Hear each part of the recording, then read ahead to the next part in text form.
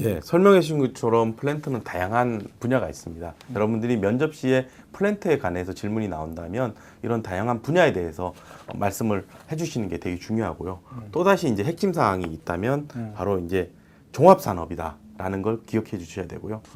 다른 거는 여러 분야에서 협업을 하기 때문에 네. 산업 연관 효과가 있다. 요거를 명심해 주셔야 됩니다. 네. 그래서 플랜트의 분야 그리고 협업을 하기 때문에 산업 연관 효과가 있다. 그리고 종합산업이다. 이 부분을 꼭 기억해 주셔야 됩니다. 네. 다양한 분야가 만나서 하니까 종합산업이라고 이제 하신 거죠. 그 뭐 전기 분야도 있을 수 있겠고, 네. 기계 분야, 화공 분야, 배관 분야, 토목 건축만 있는 것이 아니라 굉장히 많은 분야들이 있는데, 근데 이제 방금 그 산업 연관 효과라는 이제 단어가 구체적으로 좀 어떤 뜻인지 좀 더 알 수 있을까요? 예, 혹시 이제 전방산업, 후방산업 이런 용어가 있는데 그 얘기는 혹시 알고 계십니까? 그 제가 알기로는 이제 전방산업이라고 하면은 소비자가 직접 이렇게 접하게 되는, 그래서 소비자가 직접 이렇게 구매할 수 있는 그러한 산업이라고 알고 있고, 후방 산업은 소비자가 접하기 전에 제품을 이제 만들거나 가공하거나 관리하는 그러한 좀 이렇게 전 단계의 산업이라고 그렇게 알고 있습니다. 예, 그렇습니다. 산업 이제 생산 흐름의 앞쪽에 위치한 게 이제 전방산업, 후방산업 나눠지게 되는데, 즉 소비자 말씀하셨듯이 소비자한테 바로 생산품을 전달하는 것이 이제 전방산업이 되겠고요. 전방산업을 위한 이제 뒤쪽에 있는 게 후방산업이 되겠죠. 네. 뭐 자동차 같은 경우에는 완성차를 만드는 회사가 전방산업 업체라고 할 수 있고, 뭐 벤더라고 합니다. 자동차 부품들을 공급하는 업체들이 이제 후방산업이 될 수 있겠죠. 네. 예를 들어서 이제 전방산업인 자동차 산업이 안 좋아지면 후방산업인 부품업도 같이 이제 경기가 안 좋아지는 상황이 발생할 수가 있죠. 네. 근데 이제 그 방금 말씀하신 전방 산업과 후방 산업이라는 게 이제 만약에 밀접하게 된다 그러면은 산업 연관 효과가 크다 이런 식으로 얘기할 수 있는 건가요? 예, 그렇죠. 이제 전후방 모두에 이제 영향을 끼치는 산업이 있는데 이것이 바로 플랜트입니다. 완성품 자체도 여러 군데서 쓸 수 있는 전기나 하공이나 이런 것들이고, 이 플랜트 산업 건설하기 위해서 지원하는 것들도 기계, 배관, 뭐 토목 여러 가지가 섞여 있는, 그러니까 산업 연관 효과가 큰 산업 분야라고 생각하시면 되겠습니다. 네. 자료를 한번 보시면서 얘기해 볼까요? 예. 네. 그래서 플랜트의 산업 연관 효과가 보시면 서비스업하고 제조업에 비해서 산업 연관 효과 94%라고 분석을 하고 있습니다. 그래서 플랜트 산업은 종합 산업이기 때문에 플랜트 산업은 모든 것이 서로 산업 연관 효과가 큰 타 분야에도 아주 경기 활성에 좋은 영향을 끼칠 수 있는 그런 산업 분야라고 생각하시면 되겠습니다.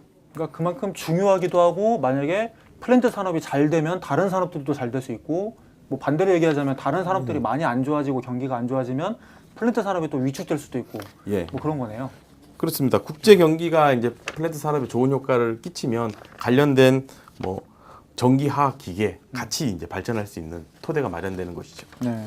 예, 추가적으로 또 말씀드릴 게 있는데, 플랜트 산업은 공장을 지어주는 겁니다. 그렇다 보니까 이제 해외로 진출하되면 해당국 정부에서는 공장을 지어주고 나가는 거기 때문에 규제가 상당히 다른 분야에 비해서 적습니다. 예를 들면 뭐 공장만 지어주고 나가는 건설업이다 보니까 다른 이제 뭐 와서 직접 신발을 생산한다든가 아니면 뭐 자동차 생산한다 그러면 이제 그 나라의 이제 경기에 영향을 주게 되겠죠. 산업을 보호해야 되니까. 네. 규제가 심하지만 요거는 건설업이기 때문에 공장만 지어주고 나오기 때문에 규제가 좀 낮아서 이제 외화를 벌어들이기 좋은 사업 분야가 되겠죠. 그러니까 특히나 우리나라 같은 경우에는 이제 또 자원이 많이 없다 보니까 이렇게 플랜트에 또 주력을 삼은 이유가 말씀하신 대로 외화를 많이 벌 수 있고 또 규제가 적기 때문에 진출하기에 좀 쉬웠던 것 같아요. 그래서 또 플랜트에 주력을 기울였던 그러한 과거의 흐름들이 어떻게 보면 좀 당연한 흐름이었던 것 같습니다. 예.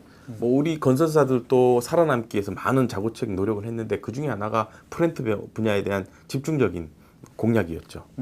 이제 사실상 우리나라 해외 건설 대부분을 이 플랜트 분야가 많이 차지하고 있습니다. 네. 여기서 그래프를 한번 보시면 자 2010년도 이후부터 보시면 플랜트 영역이 상당히 큽니다. 네, 이 초록색이죠. 지금? 예. 네, 초록색 크게 영역이 나타나네요. 상당히 2000년대 이후로 플랜트가 차지하는 이제 공정별 수주 현황에서 차지하는 영역이 상당히 크다고 보시면 되겠습니다.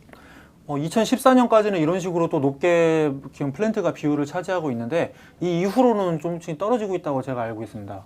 예, 아까 말씀드렸듯이 국제 경기가 좀 안 좋아졌는 것도 있고 저유가에 영향이 있습니다. 그래서 2014년에 78%였던 게 여기죠? 예, 2015년에는 57%, 2016년에는 프렌트 점유율이 46%까지 떨어졌습니다. 네, 그러니까 그 우리나라 이제 플랜트 주력 시장이 중동이었는데 중동 시장이 이제 국제 유가 하락 때문에 좀 안 좋아지다 보니까 덩달아 이제 우리나라 그 플랜트 현황까지 안 좋아지는 그런 좀 리스크로 다가오게 된 것 같습니다. 예. 그래서 추가적인 설명을 드리면 이제 유가가 떨어지다 보니까 고유가일 때 유가를 이제 판매를 해서 마진이 높았던 거에 마진이 줄어들면서 중동 국가들이 이제 여유 자금이 없어진 거죠. 네. 그래서 자금이 많을 때는 건설이라든지 국내 그 중동 국가들의 국내 인프라에 투자를 많이 했는데 그런 투자들이 감소하면서 이 부분에 이제 집중 공략을 했던 저희가 이제 타격을 많이 받게 된 상황입니다. 네. 이렇게 해서 시장의 변화에 대응하기 위한 전략으로는 리스크 분산이 되겠는데요. 즉 시장을 다변화시키면 됩니다. 네. 그래서 신시장을 발굴할 필요가 있죠. 그쵸. 대표적인 게 이제 뭐 심해 자원이 풍부한 오세아니아나 그다음에 아프리카, 그다음 남미 쪽 진출을 위해서 노력을 해야 되는 상황이 네. 되겠습니다. 그런 것들은 또 기사 한번 검색을 해보시면은 어느 시장이 또 활발하게 또 할 수 있는지에 대해서 스스로 좀 공부를 좀 해보셨으면 좋겠어요. 그러면 이제 지금까지 이렇게 또 건설 산업과 플랜트 산업의 특성에 대해서 한번 살펴봤는데요.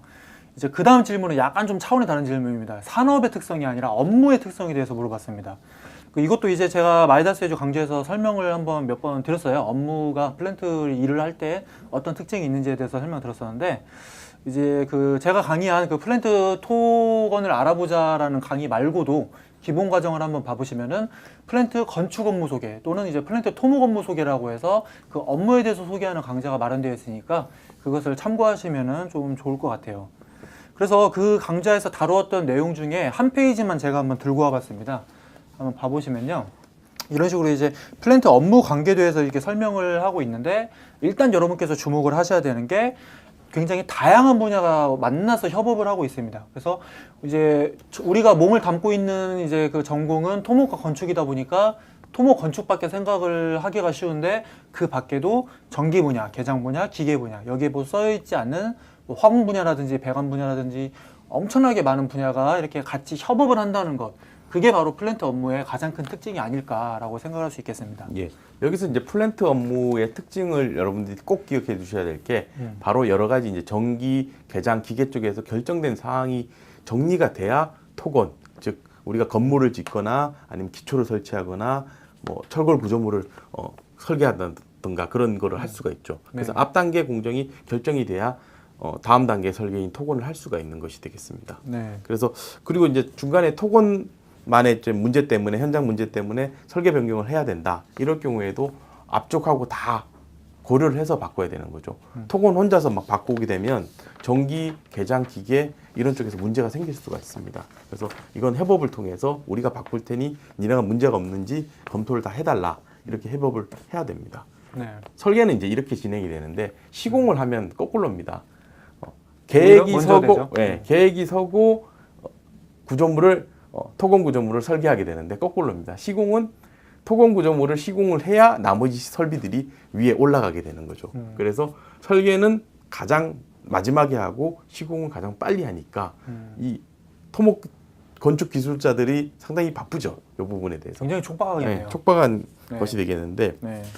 이 부분이 바로 그 토건 분야가 어려운 점이 되겠습니다. 말씀하신 대로 이제 설계 분야, 설계 단계에서는 다른 설계들이 이루어진 다음에 그 다음에 이제 토건 설계가 진행이 되는데 시공을 할 때에는 오히려 이제 기초를 만들고 그 위에 이게 다른 분야의 그 제품이라든지 뭐 기계 장치라든지 이런 것들이 들어와야 되니까 토공 시공이 가장 빨리 돼야 되는 것이죠.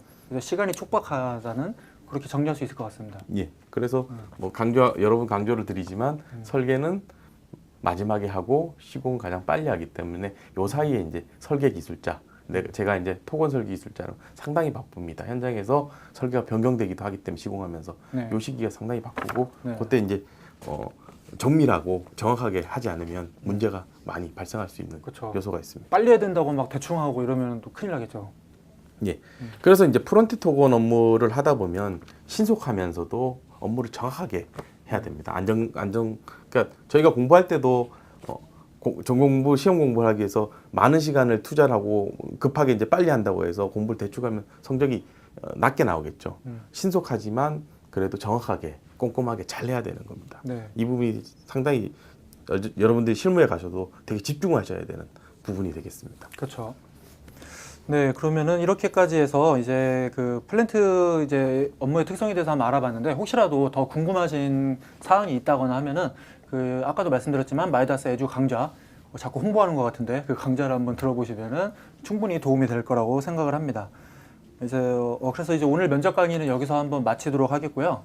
혹시라도 이제 이 면접 보시는 분들에게 또 임지원 차장님께서 또 조언해 줄 만한 것들이 있으시다면은 또 한 말씀 부탁드리겠습니다. 예, 이제 이번 강의 서두에서도 말씀을 드렸는데 면접관 분들은 면접자들한테 회사의 어떤 정책을 결정할 수준의 높은 수준의 건설 정책을 원하지는 않습니다. 다만 이제 여러분들이 건설 분야의 동향에 대해서 얼마나 상식을 갖고 있느냐, 그리고 그 상식에 필요한 정보들이 있죠. 그 정보들을 어떻게 논리 있고 이제 조리 있게 말할 수 있느냐, 그것이 중요하죠. 그래서 여러분들이 모르는 내용이 부족하더라도 알고 있는 내용이 부족하더라도 면접관께서 이런 질문을 하셨을 때 핵심 사항이 뭐다, 그리고 제가 논리적으로 이쪽 방향으로 가야 된다라고 잘 얘기를 하면 좋은 점수를 얻으실 수가 있습니다. 그래서 다시 말씀을 드리면 정답은 없습니다. 정답은 없고 내가 얼마나 알고 있고 알고 있는 것을 논리적으로 해야 되고, 그리고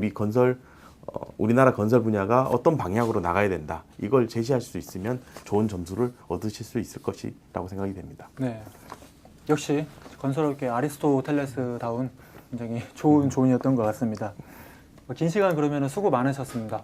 예, 김동원 대리님도 고생하셨습니다. 네, 그럼 다음 차시에서 뵙겠습니다.